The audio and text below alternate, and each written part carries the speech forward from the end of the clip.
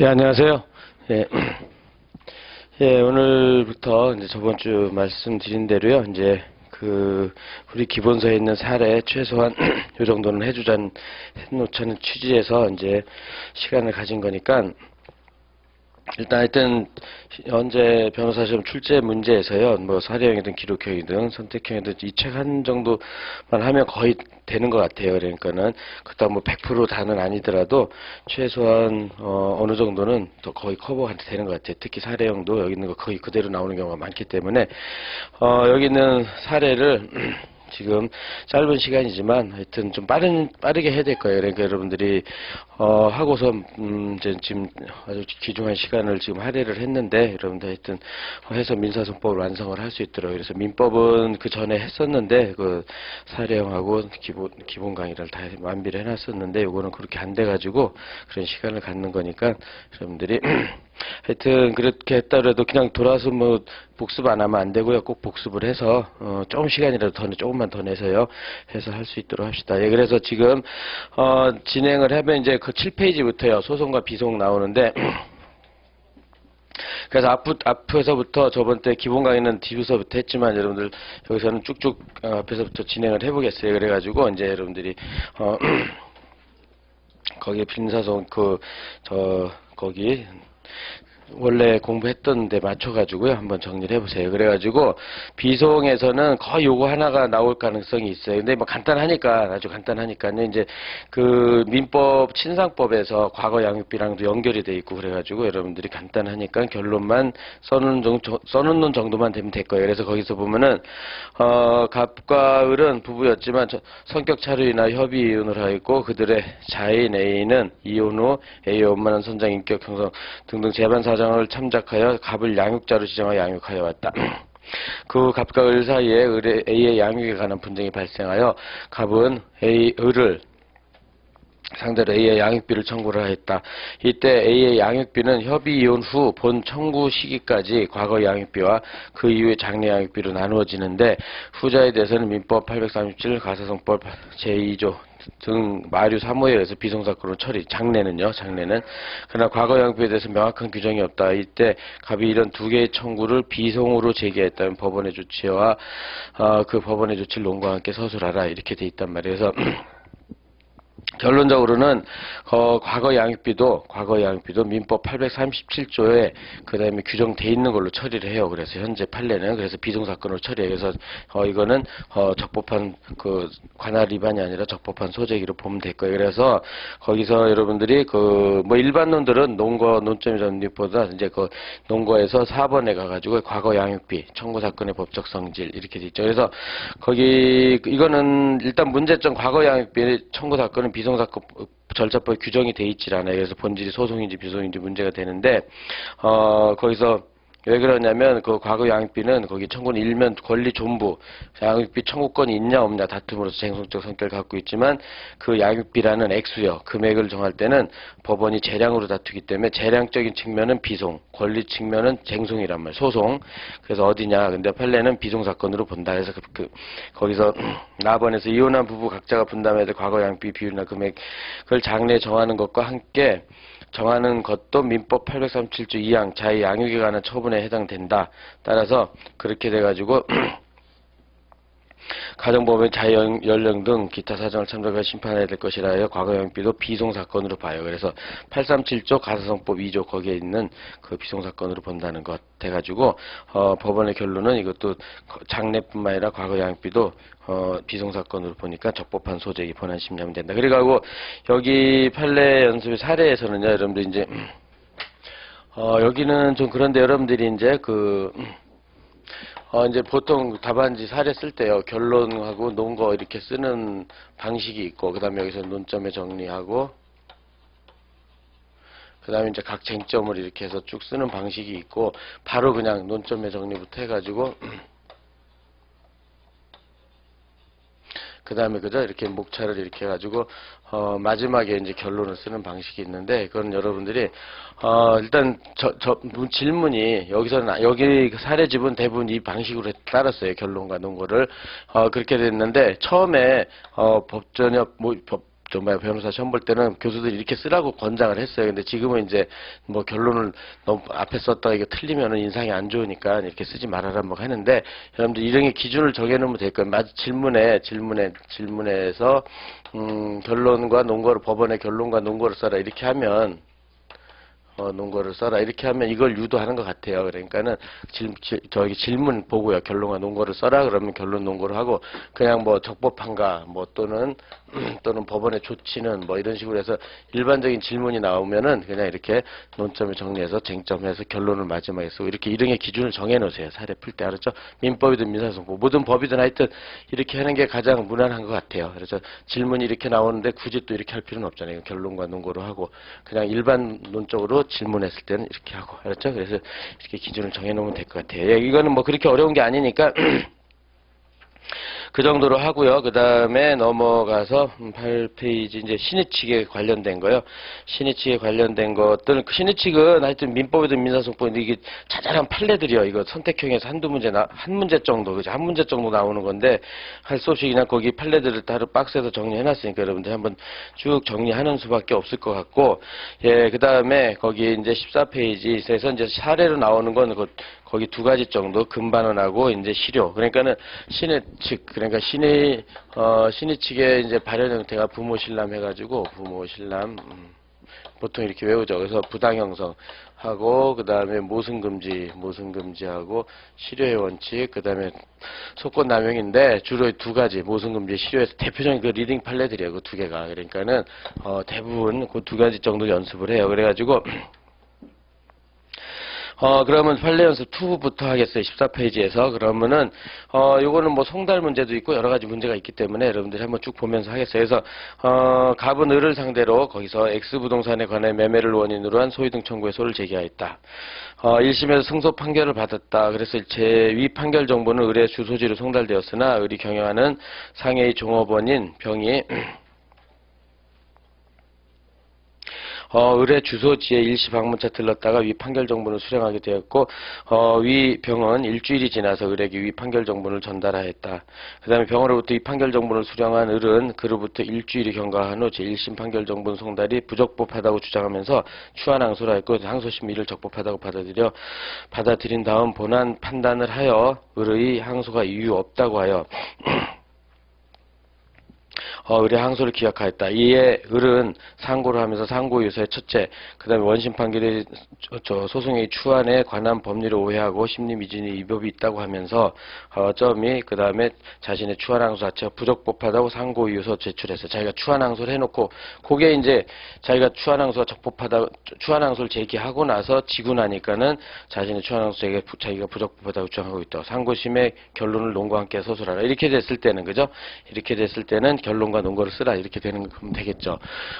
그래서 그렇다면은 뭐 여기 맞춰서 한다면 결론과 논거에서 그러면 초안 잡을 때 이렇게 해서 논점의 정리, 여기서 논점의 정리, 문제의 소재, 뭐 이건 여러분들이 어떤 거를 써도 되겠죠. 목차는 이렇게 됐다 그러면 갑이 을한테 매매 기한 소위 등을 했고,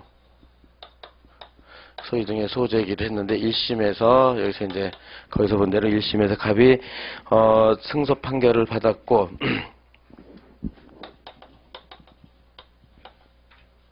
그럼 이 판결 정본이 판결이 을의 주소지로 송달됐죠. 주소지로 송달이 됐는데 여기에 대해서 주소지에서 을이 주소지, 그 다음에 주소지인데 을의 주소지에 있는 사람이 아니라 을이 운영하는 운영하는 상점의 거기죠.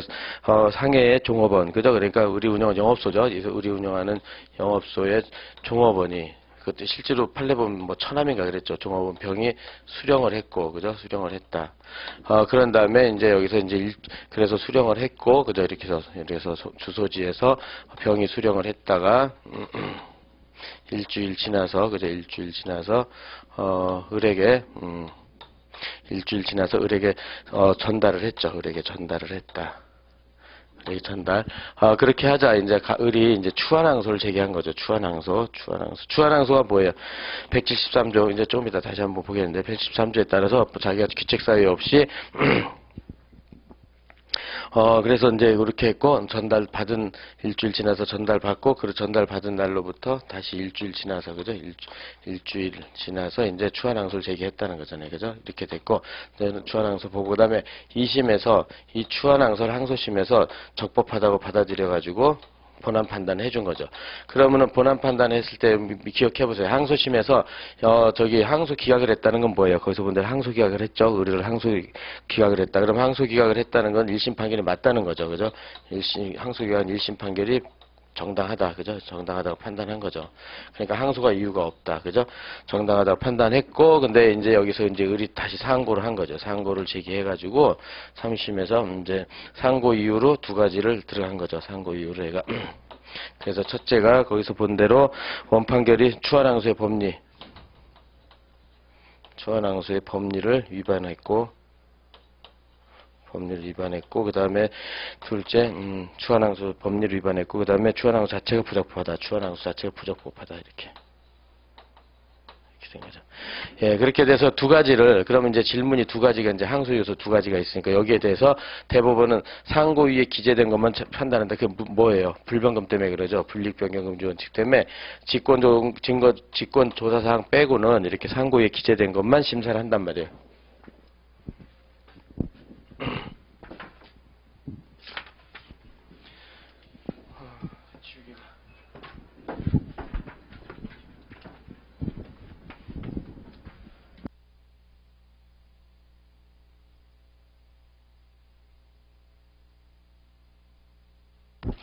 예, 어쨌든, 그렇게 돼서 이제 두 가지만. 그리고 이런 것들은 여러분들이 지금 본 대로 이제 다 공부를, 이제 일단 다 공부를 민사소법 처음부터 끝까지 다 알아야지만 이런 게 된단 말이에요. 그죠? 이렇게 해가지고, 그래서 일단, 여기서 일단은 그렇다면 여기 맞춰가지고요. 그래서 두 가지도 쟁점을 보는 거죠. 여러분 여기서 이제 그럼 2심 판결이 추환항소 법리를 위반했는지, 그죠? 추환항소의 법리를 위반했는지 위반 여부하고, 두 번째로는 추환항소 부적법, 그죠? 추환항소 자체가 부적법한지를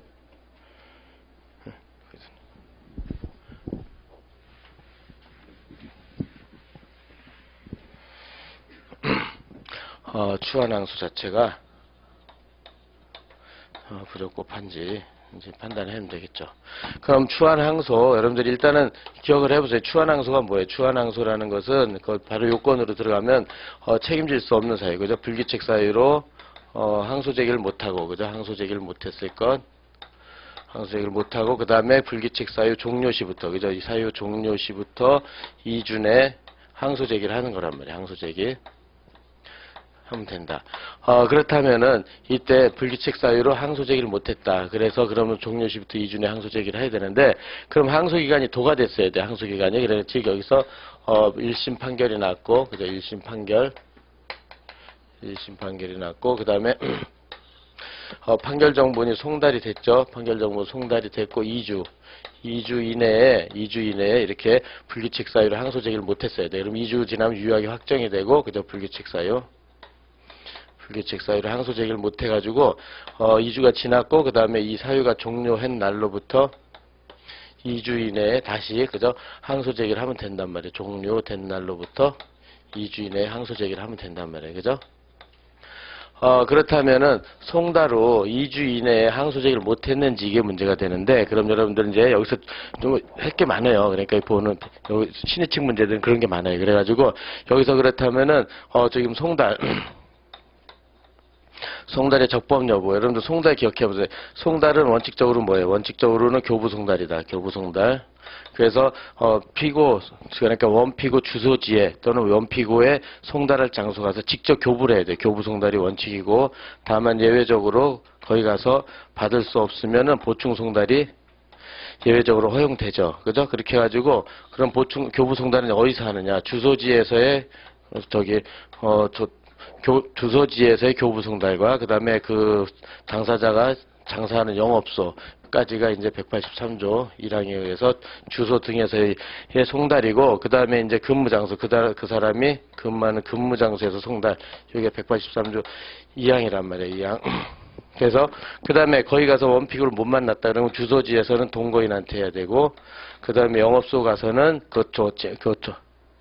종업원 등이요, 피용자 종업원 등한테 해야 되고, 근무장소 가면 사장이나 그 동료들한테 하면은 그 사람한테만 해도 송달이 유효하게 된단 말이에요. 근데 지금 특이하게 이 판례는 기억을 하세요. 이 판례도 잘 나오는 거니까 주소지에 가서 종업원한테 한 거예요. 그죠? 이렇게 돼서 종업원이, 그러니까 여기서 종업원이 수령을 했을 때 종업원이 병이 수령을 했죠. 이때 그럼 이게 수령이 송달로서 적법하냐 이거예요. 그러면은 여기서 병이 수령한 건 요때죠. 요때고, 그 다음에 일주일 후에 을한테 전달했고, 그 다음에 일주일 지나서 얘가 다시, 그죠? 일주일 지나서 추환항소를 했잖아요. 추환항소. 이렇게 됐다, 이렇게 됐죠? 그러면은 요게 수령이 과연 적법하냐, 다시 떼어서 하면요. 오늘 하여튼 처음이니까 여러분들이. 그래서 다시 보면은, 병이 수령을 한 게 송달로서, 만일 송달로서, 적법하다면 지금 그죠? 일주 지나고 또 그다음에 일주가 지나고 을한테 주고 을한테 전달을 했고, 거기서 또 일주일이 지났죠. 또 일주일이 지났으니까는 그 다음에 일주 지나서 을이 항소를 제기했잖아요. 항소를 제기했다. 그렇게 되면은 이거는 얘가 수령받고 2주가 지나서 항소를 했으니까 이거는 추환항소의 성격을 갖고 있겠죠. 이건 추환항소, 그죠? 2주가 지났으니까, 그죠? 추환항소의 성격을 가지고 있을 거예요, 그죠? 근데 만일 이게 송달이 부적법하고 무효다, 이렇게 부적법하다, 그렇게 되면은, 이때부터 기산이 안 되겠죠? 그럼 이때부터 기산이 안 되고, 부적법하다면 을에 전달을 했을 때, 그럼 을이 전달했고, 을이 수령을 하면요, 이게 부적법하면 나중에 보면 알겠지만은, 판결정보 수령이 부적법하면 그 본인이 수령했을 때 추인이 돼요. 추인. 그래서 이때 유효가 돼요. 이때 유효가 되고. 이렇게 되니까 이때 유효가 된다. 그럼 여기서부터 아직 2주가 안 지났죠. 1주 지나서 항소했다니까 아직 2주가 안 지났죠. 2주가 안 지났으니까 요 항소는 통상의 항소예요. 2주 지나기 전에 했으니까 이게 통상의 항소예요. 통상의 항소. 여러분들 이런 것들을 연습을 많이 해야 되는데 그래서 이거 가장 기본 사례니까 봐보세요. 그렇다. 그러면은 여기서 그렇다면 얘는 그 병은 분명히 의뢰 종업원이란 말이에요. 그럼 얘가 수령 받은 게 이렇게 이게 수령한 게 적법하냐 이렇게 돼 있죠. 근데 이거는 부적법이에요. 부적법하고 무효예요. 무효. 판결정보는 또 판결정본 송달은 강행 규정이잖아요. 기억나죠? 판결정본 송달은 이거는 강행 규정이기 때문에 이거는 부적법이고 무효예요. 왜냐하면 이 보충 송달은 정확하게 주소지에서는 동거인한테, 영업소에서는 종업원한테, 근무장소한테는 여기 딱 이렇게 해야지만 유효해요. 이렇게 해야지만. 그렇죠? 이렇게 해야지만 적법하고 유효하고 적법 유효가 되는 거고, 여기서 순서가 영업소에서 동거인이라든지 뭐 근무장소의 종업원 이게 이렇게 바뀌어 버리면요 이거는 부적법이야. 그렇죠? 이게 딱 그림을 그려놓고 그렇죠? 이렇게 된다. 그렇죠? 그래서 적법 유효. 그러니까 지금은 무효가 됐죠. 그냥 무효야. 그러니까 여기서부터 진행을 안 해요. 이게 무효니까. 그러면 이때 무효다. 그럼 무효이고 적법 이게 무효가 아니라 적법 유효고 적법 무효죠. 부적법 무효다. 그러면 여기 때 을이 당사 본인한테 전달을 했을 때 얘가 이의 없이 수령하면 추인이 돼요. 추인. 그래서 강행 규정은 추인으로 하자가 치유된단 말이에요. 따라서 요때 유효예요. 그러니까 요때 유효니까 아직 2주가 지내지 했으니까 통상의 항소. 그 실제 판례도 뭐라고 그러냐면 2심에서 이건 통상의 항소로서 적법하다 이렇게 판시가 나와요. 적법하다.